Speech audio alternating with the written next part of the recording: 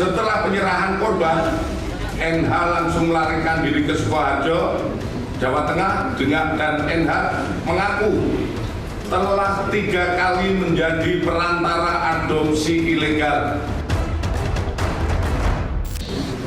Kemudian AS dan MA mengaku membeli korban dari NH sebesar 30 juta dan menjual kembali kepada kelompok salah satu suku di Jambi seharga 80 juta.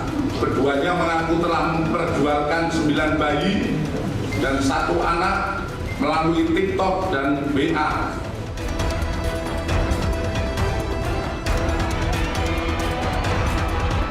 Langsung hilang saja. Kayak biasa-biasa saja, Pak. Iya, karena teman-teman tim saya lihat juga saya lagi main apa. Cuman dia bilang bercerai saya 1 kali sudah hilang. Jarak berapa meter Pak antara Bapak dengan anak Bapak waktu latihan tenis itu? Ini kan lapangan begini lurus terus 2-3 meter? Ya, enggak lah 4 meter 5 meter lah dari pandangan saya lah.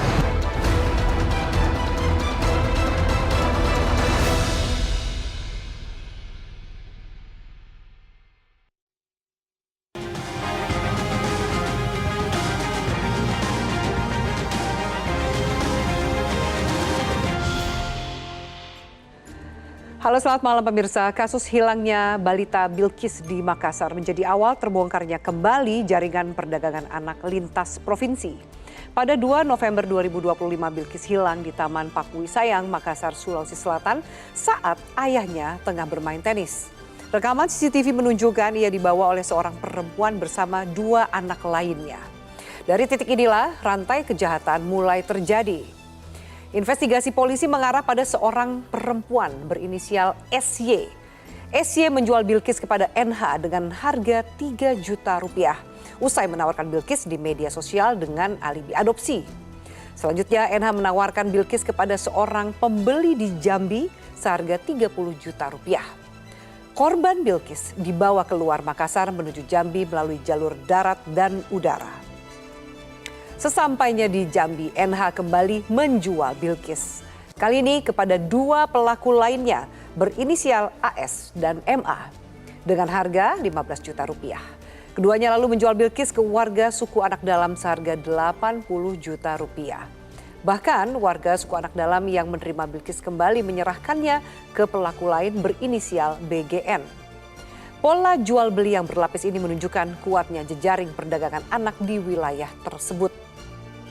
Setelah hampir 1 pekan hilang, polisi akhirnya menemukan lokasi terakhir Bilqis di Merangin, Jambi. Dan melalui negosiasi yang intens, petugas berhasil membawa Bilqis ke dalam keadaan selamat dari kelompok suku anak dalam dan memulangkannya kepada keluarganya pada tanggal 8 November. Kasus ini membuka lembaran baru soal perdagangan anak yang sudah berlangsung lama. Polisi menetapkan 4 orang tersangka, SY, NH, MA, dan AS. Semuanya dijerat dengan pasal tindak pidana perdagangan orang dengan ancaman maksimal 15 tahun penjara. Namun kisah tragis Bilqis bukan sekedar cerita duka, tapi juga potret buram betapa rentannya anak Indonesia di hadapan sindikat perdagangan manusia. Fenomena ini menunjukkan lemahnya sistem perlindungan anak dan rapuhnya pengawasan di ruang digital dan juga di dunia nyata. Ketika modus terus berkembang namun mitigasi berjalan tertinggal, mau sampai kapan alarm ini akan diabaikan? Bersama saya Afiani Malik, inilah Top Issue dengan tema penculikan Bilqis, alarm maraknya perdagangan anak.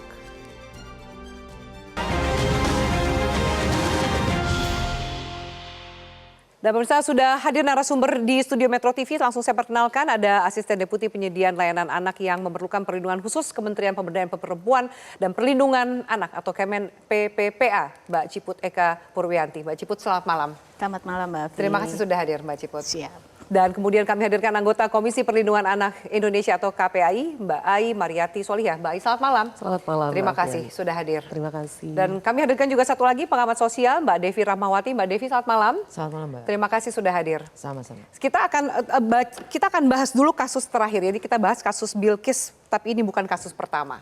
Ini sudah, Mbak Ciput, kita sudah berkali-kali bertemu dengan kasus yang kurang lebih sama, perdagangan anak, penculikan, kekerasan dan lain-lain. Saya akan tanya ke Mbak Ciput terlebih dahulu. Dari kasus Bilqis ini, seperti apa data terakhir yang dihimpun oleh kementerian Anda? Ya, kami Kementerian PPPA sebetulnya bersama-sama dengan teman-teman di daerah, pendataan itu ada melalui sistem informasi online perlindungan perempuan dan anak. Nah, khusus di setahun ini saja, dari Januari sampai Oktober, dari sistem ini kami catat ada total 64 kasus yang dicatat di seluruh Indonesia, anak-anak yang diculik atau dibawa lari atau dibawa tanpa izin dari orang tuanya. Dengan tentunya 64 ini baru yang terlaporkan ya. Bisa jadi di pelosok Indonesia ini yang sangat luas, kok saya yakin pasti masih ada di pelosok-pelosok yang mereka nggak punya akses ke pelaporan. Jadi bisa jadi angkanya lebih besar dari itu. Nah, kemudian kalau kita lihat di angka nasional di tahun berapa nih sebentar? Di tahun 2024 saja itu tercatat seluruh korban tindak pidana perdagangan orang. Jadi tidak hanya penculikan, itu 471 korbannya, kasusnya 392. Jadi ini baru puncak gunung es saya rasa, dan patut kita semua berpikir bagaimana kita bisa mengupayakan seluruh masyarakat Indonesia sampai ke pelosok-pelosok mereka mengetahui jalur untuk pengaduan. Nah, ini kami terus berupaya sih di Kementerian PPPA untuk meningkatkan layanan pengaduan SAPA 129, yang mana ini memang telepon yang harus dibayar. Tetapi supaya ada akses buat masyarakat yang tidak punya pulsa, misalnya Mbak Afi, maka bisa juga melapor melalui website yaitu laporsapa129 Kementerian PPPA, kemenpppa.go.id. Nah, itu biasanya anak-anak lebih banyak melapor ke situ. Karena anak-anak ini itu 24 jam online? 24 jam online. Dan akan direspon pelaporan. Betul, kami ada operator yang standby 24 jam 7 hari dalam seminggu. Dan memang ada SOP ya untuk memproses. Tidak semua pengaduan yang masuk itu adalah real pengaduan, terutama ada yang prank call juga. Banyak, terutama anak. Banyak yang mereka misalnya melapor itu anonim. Karena memang secara natural hasil kami diskusi dengan anak-anak, banyak mereka misalnya kasus-kasus tadi Mbak Afi menyebutkan kasus di ranah daring. Mereka kadang nggak ingin melapor untuk diproses hukum. Mereka hanya ingin mengadukan, saya ada dikirimi konten-konten seperti ini, saya cuma ingin orang itu stop nggak kirim ke saya. Atau saya sudah diancam dengan foto-foto saya cuma pengen ini stop gitu. Untuk mengancam mereka. Iya, betul. Nah, kemudian kesulitan pada akhirnya adalah karena ini juga berbasis pengaduan, maka pada saat teman-teman operator kami merespon pengaduan masuk melalui WhatsApp atau melalui email, bisa jadi mereka nggak langsung merespon balik. Nah, ini yang sering kemudian ada kasus yang terlewat, dan pada saat mereka mungkin punya keberanian lagi, baru mereka melapor. Itulah terjadi ya pada korban-korban kekerasan seksual terutama, karena biasanya ini adalah ada relasi kuasa antara pelaku dengan korban, sehingga mereka butuh keberanian. Bisa jadi juga perlu akses pada saat pelaku tinggal bersama mereka. Kalau kemudian kita bahas soal anak nih Mbak, kita spesifik membahas soal anak. Kasus Bilqis ini polanya ini berulang nggak sih menurut Anda Mbak, bahwa kemudian anggaplah anak diculik atau diambil paksa dari orang tua, lalu kemudian ini masuk ke media sosial, ada yang kemudian merespon, ada pihak yang mau membayar, ini angkanya nggak main-main loh Mbak. Ada 3 juta, 15 juta, 30 juta, bahkan sampai 80 juta. Ya. Ini sebetulnya modus lama, bukan modus baru ya. Perdagangan dulu yang paling banyak perdagangan bayi. Kemudian kalau penculikan anak itu kebanyakan dieksploitasi, hasil-hasil temuan sebelumnya itu misalnya dieksploitasi bahkan sampai ke lain pulau itu dieksploitasi sebagai pengemis. Dan mereka ada yang mengorganisir anak-anak ini disiksa kalau mereka tidak menghasilkan sejumlah uang tertentu dalam 1 hari. Nah, ini kan pola-pola eksploitasi yang sebetulnya pola lama. Tapi pola lama kenapa nggak bisa dihentikan? Celahnya kenapa tidak bisa di-stop angkanya? Trennya ini kita bacakan angkanya bertambah bukan menurun.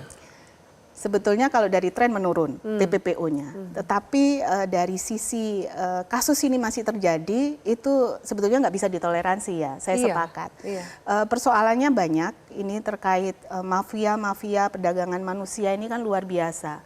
Peredaran uang di seluruh dunia terkait perdagangan manusia ini luar biasa, Mbak Afi. Dan sampai detik ini kami masih melihat bahwa yang dijerat hukum ini hanya level-level yang paling bawah. Yang dapatnya pun kecil dia. Bayangkan nanti pada saat ini kan anak-anak atau korban TPPO itu berhak untuk dapat restitusi. Bayangkan yang ditangkap ini hanya terinya. Apakah mampu mereka untuk membayar restitusi pada korban yang ditetapkan misalnya oleh pengadilan? Nah itu kan PR lain lagi. Baik, ini menarik. Mbak Ciputu mengatakan ini jaringannya sampai ke mafia perdagangan orang. Mbak Ai, mungkin ada juga cerita atau mungkin data yang bisa dibagi berkaitan dengan soal kasus anak ini? Ya, sungguh memprihatinkan ya, terutama kalau melihat pola, saya kira secara konvensional yang tadi disampaikan, tapi jangan lupa waktu peristiwa Malika yang di Jakarta itu terjadi di ruang yang sangat private, di mana keluarga itu diberikan kepercayaan untuk menyampaikan anak ke seseorang ya, dan dibawa dan ternyata betul dijadikan pengemis ya waktu itu, pemulung untuk salah satunya eksploitasi secara ekonomi. Itu artinya ada pola yang konvensional mungkin jaringannya terputus-putus atau individu, ada yang menggunakan naiklah dia ke media sosial, karena ternyata menemukan Bilqis untuk taruhlah sebut ada pihak kedua dan ketiga, itu di media sosial mudah sekali mereka bertemu dengan angka yang fantastik yang tadi Mbak Afi bilang. Dan kemudian ini yang di ujung yang saya kira kita patut di sini refleksi sangat tinggi karena suku anak dalam yang disebut-sebut menjadi pihak terkait yang diakhiri pencarian Bilqis ini disebut terlibat di dalamnya dan membayar sejumlah uang. Anda mau mengklarifikasi apakah informasi itu betul? Tidak, ini salah satu tren yang tadi ditanyakan. Apakah ada situasi yang baru? Bagi kami ini sesuatu yang baru. Ketika berkaitan dengan suku anak dalam dan ada kelompok lain maksud saya yang masuk di dalam jejaring ini. Nah ini tentu saja harus kita sikapi secara serius apakah mereka juga hanya menjadi bagian ya kalau dibilang teri-terinya itu permukaan atau memang ini adalah sindikat lain yang berlindung di bawah atau di balik kelompok ini. Mungkin nggak kalau kemudian anggaplah suku anak dalam ini juga tertipu oleh para sindikat ini? Mungkin? Ada dua cara berpikir. Yang pertama mungkin saja mereka tertipu. Yang kedua bisa jadi ada kelompok dari suku anak dalam yang memang dijadikan target sasaran untuk masuk dalam sindikat ini. Ini kita nggak bisa tutup mata karena realitasnya ada uang, realitasnya anak kita ada di situ. Dan yang ketiga ini juga ada pihak-pihak yang saya kira memang dari awal kesulitan masuk ya. Tapi setelah kita melakukan kami monitor proses negosiasinya dengan melibatkan teman-teman dari Peksos di Merangin itu barulah terselenggara komunikasi yang baik gitu dan ternyata bisa mengembalikan anak ini. Jadi ini sesuatu ada yang baru, tapi kemudian ada pola konvensional, tapi yang harus kita cermati lebih lanjut adalah bagaimana pihak-pihak kepolisian ya terutama untuk mengungkap ini sampai ke akar-akarnya. Belum lagi penjualan bayi yang sampai melibatkan antar negara Mbak Alfi. Iya, baru saya juga waktu yang kemarin yang April, betul di April itu kita catat bahkan korbannya bisa sampai puluhan bayi yang dijual. Sampai sekarang pun anak-anak yang konon sudah 18 anak ya, bayi dan bayi adres sudah di Singapura itu tidak kunjung kembali karena tadi ada kesulitan negosiasi, kemudian tracing untuk mengembalikan anak dan jangan lupa memang juga ada sejumlah uang yang disampaikan kepada orang-orang 13 orang yang sudah terlibat ini dan mereka mendapatkan manfaat dari itu. Sehingga saya pikir ini clear tindak pidana perdagangan orang, beragam pola dengan tren barunya, tapi kemudian kita masih terbata-bata nih dalam memutus, menemukan kenali dan bahkan mengungkap. Apa yang membuat kita jangan terbata-bata, tertati-tati, tapi kita bisa berlari? Karena setiap diskusi, setiap waktu yang terbuang, ada nyawa anak Indonesia yang terancam. Saya setuju. Dan itu yang menjadi pertanyaan saya. Mengapa sampai detik ini pun belum ada yang clear dari anak-anak yang misalnya dibawa ke Singapura. Itu satu. Karena bagi kami tidak menutup adanya sindikat yang juga sudah stay di luar negeri. Tapi 13 orang ini clear Indonesia semuanya. Ini juga pertanyaan kita gitu. Itu satu. Berarti kan ada positioning siapa pelaku ataupun perantara di antara yang sudah ada, yang belum tuntas kita ungkap, yang itu kemudian menjadi pelaku aktor dari terselenggaranya kejahatan ini. Nah berikutnya sekarang kita juga ada istilah baru atau ada kelompok baru yang masuk di dalam ranah perdagangan atau penculikan anak yang kemudian didagangkan ini. Ini juga harus memantik ya bagaimana kita semua semua bekerja keras untuk mengungkap, karena tadi dua perspektif. Pertama ada manipulasi di tingkat mereka gitu, yang kemungkinan iba awalnya dia percaya bahwa anak ini tidak ada yang ngurus gitu, atau bisa jadi mereka salah satu yang dibuat menjadi operator atas terselenggaranya kejahatan ini. Ini yang saya kira juga perlu klarifikasi setidaknya dari penegak hukum dan para kriminolog, mungkin para ahli yang memang juga saya kira semua hari ini merasa prihatin bentuk kejahatan semakin eskalatif. Oke, saya ke Mbak Devi sebagai seorang pengamat sosial, apa yang terjadi dengan lingkungan kita, lingkungan keluarga, tentu tidak terlepas dari tanggung jawab orang tua dan juga lingkungan masyarakat. Apakah kemudian anak itu menjadi urusan masing-masing, bukan menjadi pertanggungjawaban sebuah kelompok sosial? Ya, pertama tidak ada orang yang tiba-tiba lahir jahat gitu ya. Bangun tidur lalu kemudian ingin menjual anaknya. Ini adalah satu proses yang bukan memakan hanya 1 hari, tapi ada sejarah panjang ini. Tadi beliau sudah menyampaikan bahwa datanya adalah setiap 10 sampai 30 detik setiap anak di dunia itu dibegal oleh urusan jaringan perdagangan manusia, dan kita tidak sendirian. Bahkan negara-negara paling maju saja kebobolan, Inggris misalnya. Artinya ini bukan karena negara kita masih belum hebat dan sebagainya. Narasi itu mungkin Perlu cukup jauh diluruskan. lah, perlu diluruskan gitu ya. Okay. Nah, yang berikutnya adalah pertanyaannya yang jawabannya tadi juga disampaikan oleh Pak beliau, sangat klasik. Pertama adalah kemiskinan dan hutang kronis. Apa sih yang menyebabkan orang kemudian menjadi gelap dan memilih jalan hitam tadi begitu ya? Artinya satu, bukan sekedar kurang uang. Banyak orang kurang uang, tapi tidak semua kemudian menjual anaknya, kan begitu. Nah, artinya ada hutang bertumpuk, tidak punya akses kerja layak, dan juga tidak ada jaring pengaman sosial yang benar-benar terasa di dapur. UNICEF jelas memang mengatakan bahwa enabler utamanya adalah kemiskinan tadi. Tapi yang kedua tadi yang disebutkan oleh para beliau juga, kekerasan dan relasi yang sangat beracun gitu ya, toksik. Satu, korban KDRT. Kedua, dikontrol oleh pasangan. Artinya ada orang yang mengatur Anda harus berhutang, Anda harus fokus pada keuangan dan sebagainya. Lalu ini kemudian menunjukkan bahwa pelaku ini, kalau tadi bicara ibu, nah memang begitu ibu kesannya kemudian mohon maaf, begitu perempuan yang melakukan sesuatu dianggap bagaikan monster. Padahal dalam banyak hal dalam pengambilan keputusan perempuan tidak pernah sendirian, kan begitu. Jadi faktor dramatis di publik itu yang kemudian kita seakan-akan mengisolasi bahwa ini hanyalah pribadi yang buruk, ini perempuan yang stres dan sebagainya. Kita lupa perempuan adalah bagian dari komunitas sosial itu sendiri. Dan juga yang berikutnya yang mungkin sering luput adalah persoalan kecanduan dan keputusasaan gitu ya. Uang hasil anak, menjual anak itu dijadikan untuk menutup hutang judi online misalnya. Lalu kemudian narkoba gitu ya. Atau gaya hidup yang di luar kemampuan keluarga atau orang yang menjualnya.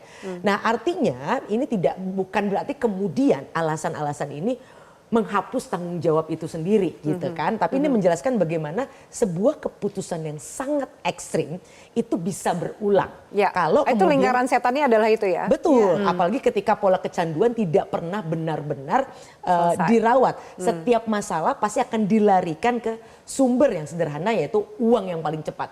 Yang kelihatan hari ini di depannya adalah anak, bisa jadi kemudian anak menjadi sasaran. Oke, baik, kita harus jeda. Nanti kita akan bahas lebih jauh soal sindikat ini. Ada tadi kita bahas mafia lah, kemudian sindikat internasional, bukan lagi antar pulau, sudah menjadi antar negara. Lalu ada perputaran uang yang sangat besar di sini, yang mungkin bisa menjadi godaan setan bagi para pelaku. Pemirsa, usai jeda akan kami bahas. Tetaplah bersama kami.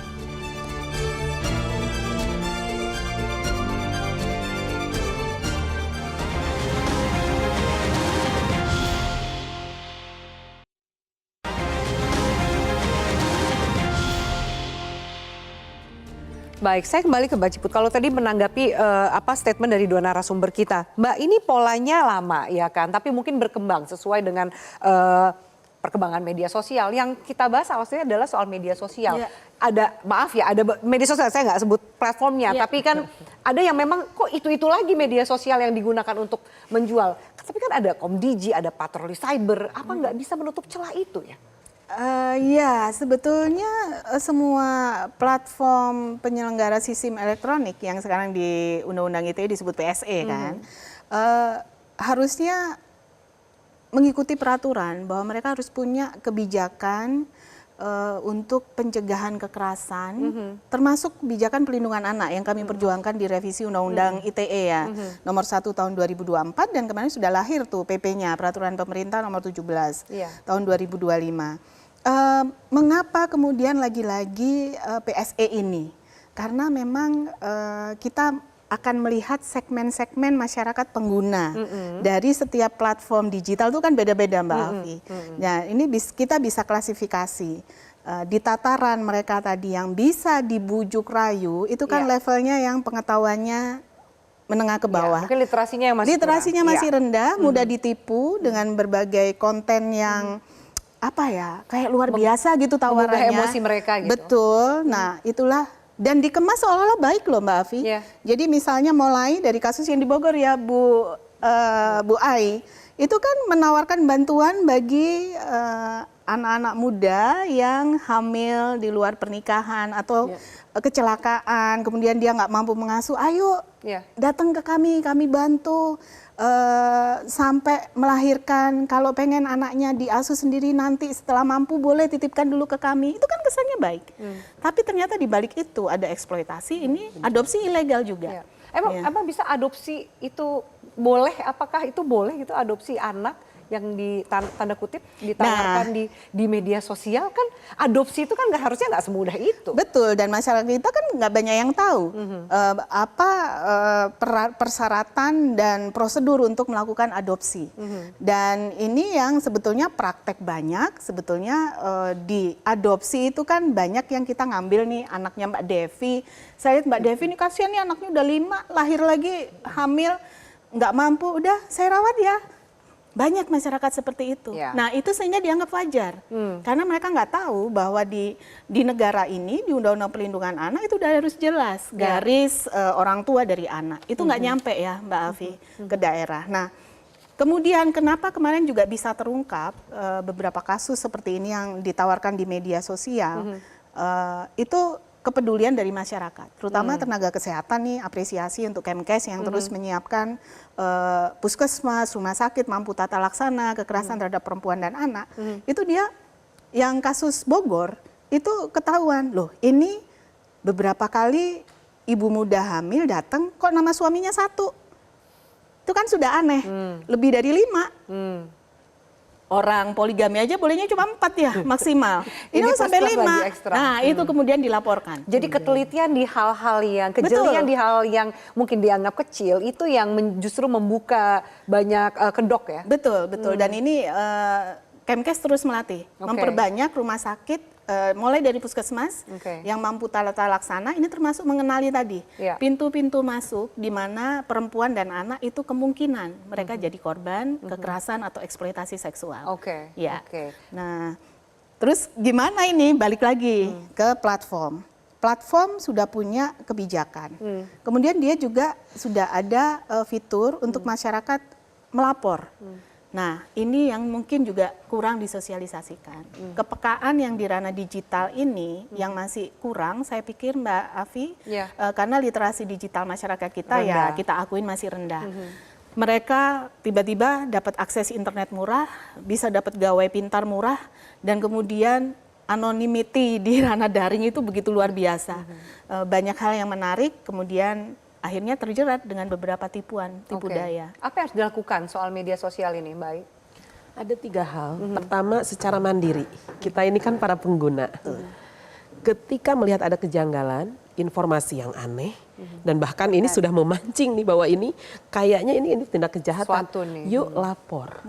Ini saya tanya pada diri kita juga, berapa banyak yang masuk ke beranda kita yang janggal menurut kita itu tidak terlaporkan, bahkan kita abaikan.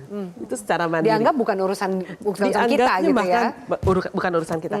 Yang kedua, saya mengapresiasi sekecil apapun, mungkin teman-teman Gen Z yang hari ini lebih melek di internet, itu kemudian kadang merepost, kadang melaporkan gitu ya. Nah ini sudah terkumpul sebetulnya di hampir seluruh platform yang masuk di Indonesia, itu setidaknya mereka memiliki infrastruktur, ya baik itu pelaporannya, baik itu analisis dari pelaporan, dan bahkan ada feedback terhadap analisis itu. Pertanyaan mendasar kami di KPAI sesungguhnya dengan hadirnya PP Tunas ini adalah ada berapa laporan yang sudah disampaikan ke publik dan mereka juga meminta pihak terkait untuk masuk terlibat menindak ini. Karena ini laporan publik, ada legitimasi atas penggunaan di sini. Tetapi kami tidak menemukan itu. Nah ini yang kedua. Yang ketiga, tentu kepolisian memiliki aktivitas cyber, patroli siber. Nah, ini juga kalau kita bisa melaporkan langsung dan ditindaklanjuti, kami beberapa hal pernah melapor dan ditindaklanjuti. Ini yang saya kira juga ketika adopsi ilegal, ya, kemudian mungkin lowongan kerja, yang ini juga bohong luar biasa, yang penipuan. Iya. Tetapi di dalamnya itu jelas ada baik itu manipulasi, baik itu eksploitasi gitu ya. Bahkan ketidaksesuaian dengan misalnya rekrutmen iklan lowongan kerjanya itu yang hal-hal yang bersifat anak juga bisa di situ, bahkan jadi bintang iklan dan lain sebagainya dengan dijanjikan angka fantastis untuk pembayarannya. Saya kira patroli siber ini juga menjadi bagian penting gerak yang harus segera dioptimalkan, apalagi ketika menyangkut kanal-kanal atau platform yang memang selalu kita temukan persoalan penculikan ataupun perdagangan anak di situ, dan modus utamanya adalah adopsi ilegal ini.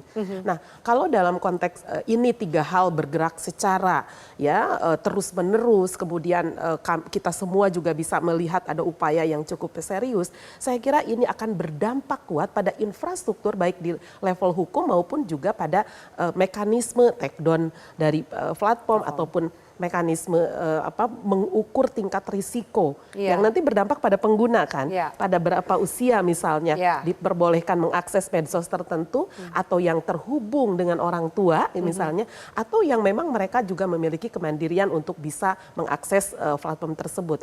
Nah tentu ini menjadi luas gitu ya, dan berdampak pada baik itu pencegahan, pada outreach dari mana tingkat risiko itu bisa diperoleh, dan kemudian bisa meminimalisir sejumlah platform yang itu terindikasi banyak ditumpangi, pasar gelap banyak di situ. Di situ. Dan itulah yang menjadi. Menurut Anda masih banyak nggak nih akun-akun yang mengatasnamakan adopsi dan lain-lain? Masih banyak. Masih banyak. Iya, dan jadi pekerjaan rumah untuk yang tadi kita sebutkan ini sebenarnya PR-nya banyak banget. Percaya atau tidak, semua yang disampaikan tadi adopsi ilegal itu orang-orang bersumber dari mana? Media sosial yang ditemukan awal. Kita lihat kasusnya banyaknya kan ke arah sana. Penyebabnya juga saya yakin sih setiap platform digital itu punya kebijakan perlindungan anak, tapi keywords-nya mungkin yang berbeda. Kita harus periksa, dan itu yang selalu kami komunikasikan dengan teman-teman dari PSE besar nih, pastikan bahwa keyword-keyword yang mungkin di bahasa Inggris itu nggak dikenal, itu sebetulnya di sini sensitif gitu. Misalnya kan tadi jelas adopsi, bisa jadi adopsi ya dari bahasa Inggris. Adopsi nggak apa-apa adopsi. Kita untuk binatang peliharaan aja istilahnya adopsi. Nah, kemudian penggunaan pasti mereka yang anggota dari mafia ini kan pinter-pinter ya. Jadi mereka akan pilih, saya pikir sekarang kok mereka pilih kata-kata grup yang tidak bisa keblok ya, yang tidak bisa terfilter otomatis keyword-keyword itu. Oke. Saya ke Mbak Devi. Mbak Devi, kalau kemudian kita lihat satu, ada kondisi masyarakat, kondisi sosial ekonomi, kondisi kemudian tingkat pendidikan, mungkin menyasar literasi yang di bawah. Lalu ada media sosial yang menjadi tempat atau etalase menawarkan ini. Harus bagaimana menurut Anda? Ya, tadi kalau saya sempat mengatakan bahwa kemiskinan itu menjadi bensin, tapi dia bukan satu-satunya korek api. Gitu ya. Ini yang perlu difahami. Yang pertama adalah bagaimana adanya faktor normalisasi nilai. Satu, anak dianggap sebagai aset, bukan sebagai amanah. Gitu ya. Jadi anak dilihat sebagai investasi yang bisa membantu ekonomi keluarga. Yang kedua adalah di ujung yang paling ekstrim, kalau dijual tapi keluarga bisa selamat, dia anggap pilihan terbaik hal untuk yang keluarga. maklum, kan begitu. Lalu budaya nurut tanpa nanya. Bagaimana di banyak komunitas orang muda termasuk ibu muda diajari untuk taat tanpa berani bertanya. Kalau pasangan atau sindikat bilang ini demi kebaikan, yang ngikut saja. Gitu ya. Nah berikutnya adalah bagaimana tadi ini disampaikan juga oleh para beliau, patriarki, nilai-nilai menyingkirkan suara ibu dan anak. Itu pasti udah otomatis paling lemah. Protes bisa dianggap durhaka gitu ya. Nah, belum lagi kekerasan dan eksploitasi yang cukup banyak, ditambah ketika komunitas sangat tertutup, bagaimana komunitas justru menjadi tembok dan sehingga kejahatan kemudian jadi sulit terlihat. Di mana Komunitas menjadi tembok tuh bagaimana? Jadi suka atau tidak ada campur tangan atau tanggung jawab dari komunitas? Riset Harvard misalnya menunjukkan bahwa perdagangan anak itu justru lebih dari setengahnya terjadi di dalam negeri sendiri. Oke. Bukan urusan dijual ke negara. luar negeri, mohon maaf. Jadi yang menjadi masalah masyarakat kita sendiri, komunitas kita sendiri gitu ya. Jadi kita jangan bawa ini, bukan kita tidak setuju untuk membongkar jaringan global, tapi ingat, mohon maaf, monsternya ada Ada dalam di negeri sini, ini depan rumah kita sendiri. Betul, bisa jadi di sebelah kita kan begitu. Nah, semua orang di komunitas tertutup tuh gini, ada beberapa hal kunci. Pertama, semua orang saling tergantung. Kan begitu. Jadi ketika ada satu orang yang dianggap menjadi bos ekonomi gitu ya, tokoh atau orang kuat, maka kalau ia terlibat sindikat, warganya akan takut kehilangan sumber penghasilan kalau melapor. Itu satu. Yang kedua adalah budaya jangan bawa masalah keluar. Kan begitu. Kekerasan, jual beli anak, praktek adopsi ilegal dianggap urusan internal. Orang luar, apalagi aparat, akan dilihat sebagai ancaman, bukan sebagai pelindung. Lalu juga ketakutan terhadap stigma. Ibu yang anaknya dijual bisa disalahkan dan dipermalukan kalau bicara. Pasti yang disalahkan adalah perempuannya, kan begitu. Nah, korban anak yang dalam konteksnya sudah anak yang lebih besar bukan bayi, sering dicap nakal, bukannya disembuhkan. Nah, ditambah kemudian gelembung informasi di era digital. Bagaimana grup-grup ya macam-macam itulah gitu ya, yang tertutup jadi tempat transaksi. Kita tahu media sosial adalah menjadi salah satu tanda kutip pasar manusia terbesar dan termurah di dunia. Jadi dia adalah hal yang sangat logis kenapa kemudian orang menggunakan media sosial. Pasarnya 24 jam, biaya nyaris nol dengan jutaan anak dan calon korban yang bisa di casting, diseleksi tanpa kita melakukan effort apapun. Karena semua orang, mohon maaf, menelanjangi emosinya. Yang akan dibidik adalah emosi orang-orang. Oh yang ini nih bisa nih, apa bisa aku pengaruhi, kan begitu. Dengan sederhana, dia kasihlah profil picture-nya gelap. Yang begini yang kita cari. Berarti emosinya sudah labil. Target grooming ya. Target grooming. Nah ini yang kemudian tidak bisa disalahkan. Walaupun di banyak negara sekarang lagi serius menuntut platform ini. Anda harus bertanggung jawab. Nggak mungkin kita semua yang seluruh dunia mendadak digital. Bahkan negara-negara dengan tingkat pendidikan yang sudah sangat tinggi saja masyarakatnya masih terjebak di urusan perdagangan gelap ini. Artinya platform salah satu yang paling bertanggung jawab. Oke, baik. Kita lanjutkan sesaat lagi pemirsa, pembahasan ini semakin menarik. Tetaplah bersama kami.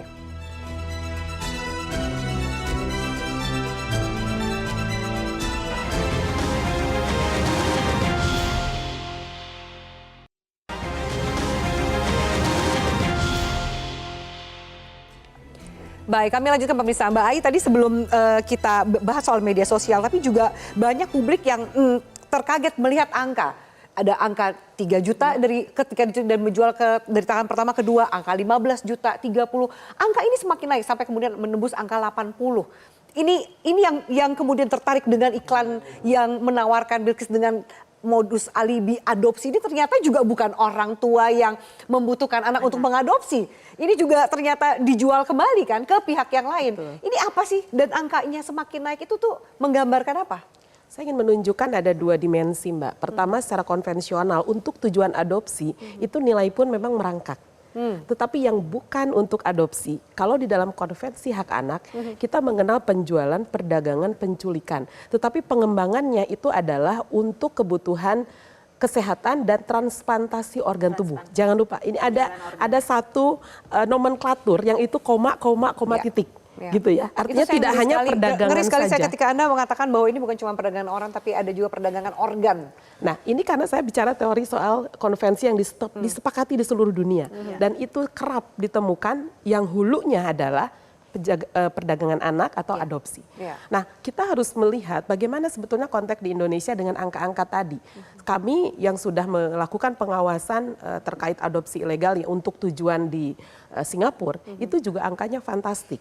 Kalau di sini seorang ibu yang menjual anak itu ya hanya 25 juta misalnya dan dia hanya menerima 5 juta lalu dia lapor ke polisi kehilangan anak. Ternyata begitu kami konfirmasi di data itu yang menerima sampai angka ratusan juta di pihak Singapura. Itu artinya memang trennya seperti itu, tetapi dua hal tadi, apakah untuk percobaan kesehatan yang melibatkan anak secara ilegal dan kemudian ada kemungkinan bisnis haram transplantasi yang melibatkan gitu ya anak-anak kita, itu tidak menutup kemungkinan dalam satu tindak kejahatan ini gitu. Sehingga kalau kami ingin mengatakan bahwa TPPO ini dan kemudian bisa menjadi bentuk eksploitasi apapun jenisnya, itu di dalam konteks perlindungan anak memang bisa terjadi gitu loh. Ini yang seharusnya memang disadari betul ya bagian-bagian kelompok yang kita identifikasi baik itu melalui medsos, konvensional misalnya ya dengan grooming pada keluarga yang dikenal oleh keluarga maupun bentuk-bentuk yang hari ini kita kenali di dalam bentuk perdagangan bayi yang sampai melibatkan internasional. Ini ada situasi yang berpotensi terjadi pada hal-hal seperti itu Mbak Afiani. Oke, mau menambahkan Mbak Ciput. Ini jadi ngeri ya bahwa ternyata anak bukan dieksploitasi secara ekonomi, seksual, bahkan juga organ tubuhnya diperjualbelikan. Iya, itu yang justru memang sangat ditakutkan kan. Itu kan yang paling buruk lah ya, karena otomatis anak kehilangan bagian dari tubuhnya. Yang menarik adalah saat ini saya cuma bisa berharap PPATK untuk bisa menelusuri transaksi keuangan itu. Karena kan pasti sudah ketahuan ini pelaku terakhir yang berani membayar 80 juta. Sudah pasti dia bisa jadi subjek hukum untuk dilakukan penelusuran transaksi keuangan. Saya khawatir ada tindak pidana utama dari TPPU yang lain, yang itu memang ranahnya PPATK. Jadi mudah-mudahan kepolisian dari Polres Makassar itu mengupayakan permintaan ke PPATK untuk melakukan penelusuran transaksi keuangan ini. Karena kami ya, Bu Ai, kita beberapa akhir ini kami bekerja sama dengan PPATK untuk membuat panduan red flags bagi perbankan dengan beberapa informasi transaksi-transaksi yang mencurigakan, yang di situ mengandung upaya-upaya atau transaksi eksploitasi yang dibayar dengan e-wallet bahkan sekarang. Dan ini kan luar biasa besar gitu loh. Yaitu seperti tadi saya sampaikan, Mbak Devi sampaikan, nilainya luar biasa dan itu bisa ditelusuri. Tapi ini lawannya mafia nih, bisa. Indonesia sudah bagian. Banyak banget nih mafianya ya kan? Ya, Indonesia udah bagian dari task force internasional mengenai transaksi pencucian uang ini, dan ini sudah ada kesepakatan Mbak Devi. Jadi sebetulnya kalau kita mau, PPATK mau, itu ketemu kok. Trace follow the money aja follow kan? The money. Bisa kan? Ya, karena biasanya dari situ kita bisa tracking lah. Sampai ya minimal dapat yang lebih gede lah, bukan dari yang kelas teri. Iya. Gitu. Jadi selama ini kurang lebih dapatnya teri ya? Yang atas-atas ini masih untouchable? Iya. Ya itu. Terutama dari NTT baru yang keluarga aja Mbak Afi. Dari keluarga yang merekrut, kemudian transaksi. Itu terus nggak ketemu lagi. Apa yang mencegah itu kemudian tidak menyusuri sampai ke kelas kakapnya? Ya bisa jadi yang kelas kakap kan saya nggak tahu ini. Adakah keterlibatan penegak hukum? Kalau itu jadi salah satu persoalan, ya memang kita selalu stuck di sini. Ya, saya tidak menyebutkan apakah benar di situ ada dugaan kuat gitu di backingi ya bahasa istilah. Tetapi kalau kita lihat, memang sampai detik ini kami sudah koordinasi dengan PPA PPO Polri, kami sudah bicara dengan Hub Inter terkait 18 anak yang sudah dijual. By name by address. Satu lagi Mbak, imigrasi. Kenapa begitu permisif? Ya, ini jelas kok. Penerbitan paspor di dalam negeri saja anak dari Makassar ke Jambi lolos. Ya, itu satu. Menurut kami tiket. Ada persoalan ini secara struktural dan itu khas kalau kita mau melihat Perpres ya terkait TPPO. Memang salah satunya bagian imigrasi ini harus betul-betul menegakkan bagaimana sesungguhnya supaya siapapun itu bisa dijamin tidak menyalahgunakan gitu ya manifest ini untuk tujuan kejahatan.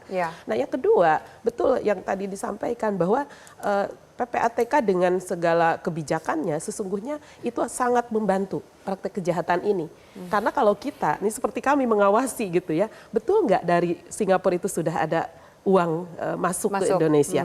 Mungkin kami kan ingin tahu secara konvensional saja, tapi kalau PPATK itu punya kewenangan. Nah tetapi sekali lagi dalam konteks ini, kami belum mendengar bagaimana laporan ini Anda sudah minta kan? Saya sudah minta Sudah ke minta, ke tapi belum kepolisian. ada Nah, kepolisi. sementara Ya, kepolisian ini kan kan proses ini hukum. memang bentuk koordinasinya dengan Iya, PPATK.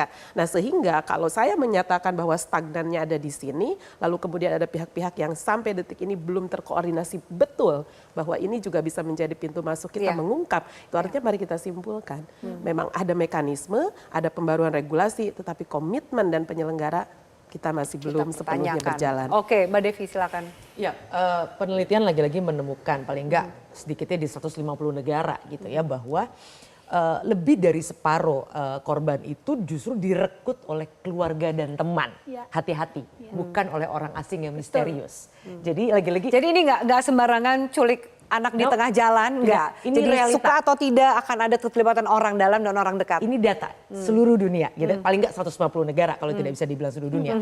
Lalu anak-anak yang pendidikannya lebih rendah memang faktanya 20 kali lebih rentan gitu ya untuk menjadi korban. Atau anak dari negara dan daerah yang mohon maaf miskin itu berkali-kali lipat lebih beresiko dibandingkan wilayah-wilayah yang makmur gitu ya. Dan Indonesia dalam salah satu penelitian misalnya disebutkan merupakan daerah asal, daerah transit sekaligus daerah tujuan perdagangan manusia Ya. gitu ya. Jadi mohon maaf bukan hanya kita tanda kutip mengekspor, tapi kita juga sebaliknya juga menjadi tempat Benar, untuk tujuan menerima. menerima, Nah ya. ini yang juga harusnya menjadi tantangan dan ini yang serius ya dari kita Ya. semua. Nah tadi sudah disampaikan dengan sempurna lah oleh para beliau bahwa ketika bayi ditawarkan lewat media sosial, pesannya itu sangat halus gitu ya. Misalnya mencari orang tua angkat, adopsi ikhlas, tapi kemudian disertai dengan harga dan tawar-menawar gitu. Nah ini Ya. yang kemudian memang perlu ada penyadaran ulang bagaimana di belakangnya sebenarnya ada sindikat yang mengatur ulang uang, dokumen dan juga perpindahan. Yang tadi kita bicarakan konon kabarnya melibatkan aktor-aktor yang seharusnya semestinya menjadi pagar, menjadi benteng kan. Nah artinya ketika bayi dijual 10-15 juta rupiah ini bukan sekedar orang tua yang tega. Tapi tanda bahwa jaring pengaman sosial kita sudah runtuh untuk gak bilang lemah gitu ya.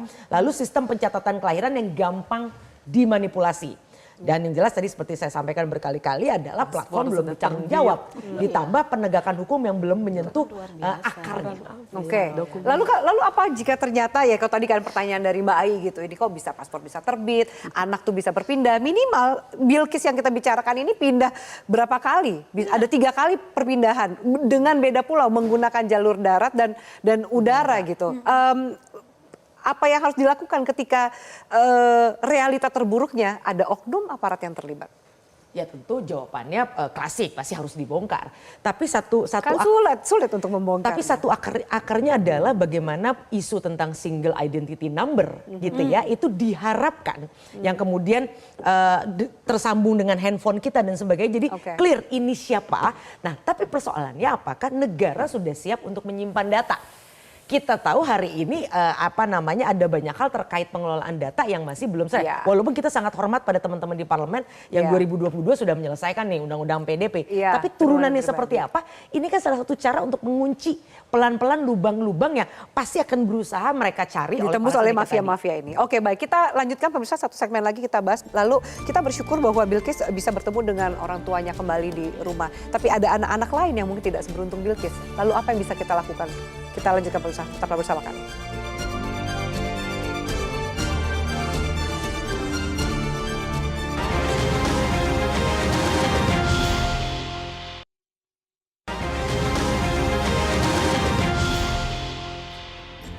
Ya baik, sudah kita lanjutkan.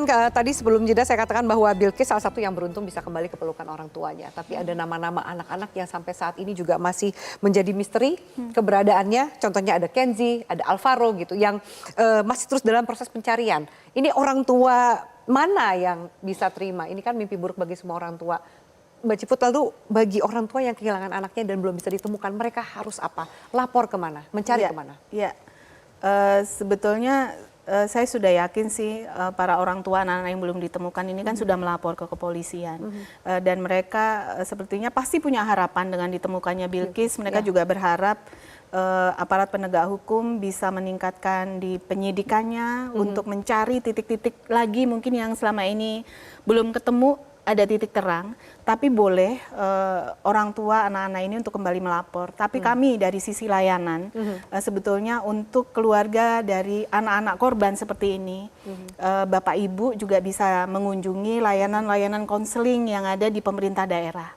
Karena pemerintah daerah sudah komitmen untuk menyediakan layanan konseling bagi anak maupun orang tua korban kekerasan ataupun seperti ini penculikan.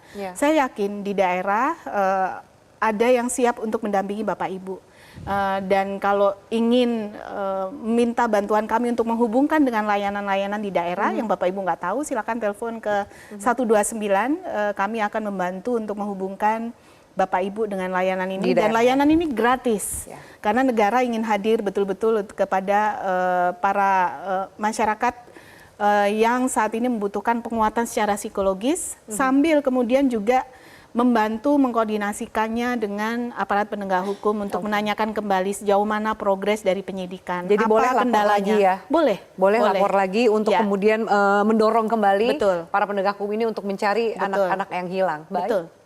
Ya, kalau kami menerima pengaduan memang yang kira-kira sudah stuck, bahkan sulit ya dilakukan tracing dan segala sesuatu yang di daerah maupun di pusat itu belum mengalami progres. Itu memang jenis data datang ke kami dan kami tentu monitoring itu. Sejauh ini Alvaro itu sudah teradukan ke kami ya, dan tentu pada orang tuanya ini ada sinyal baik dan kita harus terus dorong gitu ya, bagaimana kepolisian juga terus melakukan kerja yang begitu kuat. Tapi memang ada dua hal yang dari awal saya sampaikan, bahwa SOP terkait daftar pencarian orang di kepolisian, saya kira ini juga perlu ada adaptasi ketika anak yang menjadi korban gitu ya. Karena memang berbeda mungkin dengan misalnya pencarian orang dewasa, lansia dan lain sebagainya. SOP-nya apa Mbak? Boleh dijelaskan kira-kira di sini kami melihat ada misalnya daftar pencarian orang terkait tersangka. Kan itu juga ada 7 kali 24 jam. Kalau anak kan 1 kali 24 jam itu sudah mendesak dan harus ditemukan, dan itulah memang mereka harus cepat gitu ya di dalam berbagai aturan, baik itu regulasi maupun turunannya itu dijelaskan seperti itu, dan ini mendorong infrastruktur juga bergerak lebih cepat lagi. Dan yang kedua, kami juga mendorong memang kepolisian memiliki think tank yang memang fokus terhadap penculikan, eksploitasi dan bahkan perdagangan. Kalau memang hari ini sesungguhnya sedang berbenah dalam konteks bagaimana PPA Polri, tetapi penculikan, anak hilang ini memang sesuatu yang membutuhkan think tank kepolisian yang itu bergerak secara simultan. Kalau saya boleh kasih contoh NCMEC misalnya di Amerika ya, salah satu bentuk yang itu sangat membantu aparat kepolisian. Nah, bagaimana National Center kita misalnya terkait missing, exploiting dan baik children itu yang memang harus diberikan dukungan optimal. Jadi sejauh ini memang infrastruktur harus bisa lebih mengadaptasi situasi dan kondisi yang kerap kita temukan, dan juga situasi ya kepolisian yang begitu besar kinerja yang harus dilakukan, tetapi memang tuntutan masyarakat pengen cepat dan segera bisa ditemukan. Oke, karena kita juga berhitung dengan hitungan detik nyawa anak bisa terjadi apapun itu. Mbak Devi, terakhir bagaimana membangun kesadaran publik agar alarm ini benar-benar menggugah, bukan cuma viral dan kemudian hilang? Ya, satu, kita berhenti menyederhanakan ini. Artinya diskusi ini jelas tidak bermaksud untuk menyalahkan orang tua gitu ya.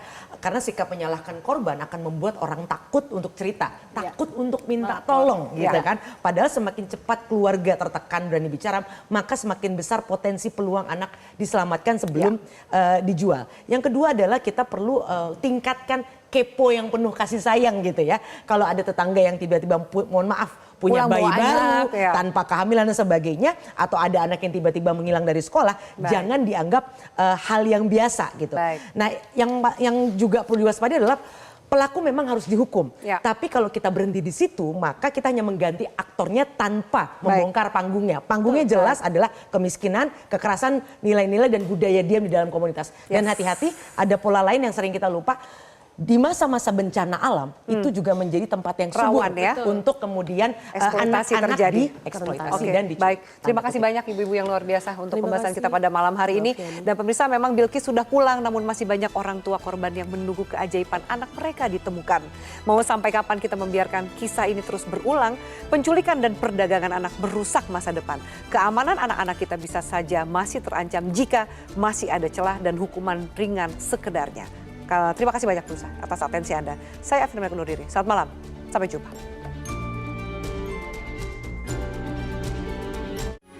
Metro TV. Jelajahi cara baru mendapatkan informasi. Download Metro TV Extend sekarang.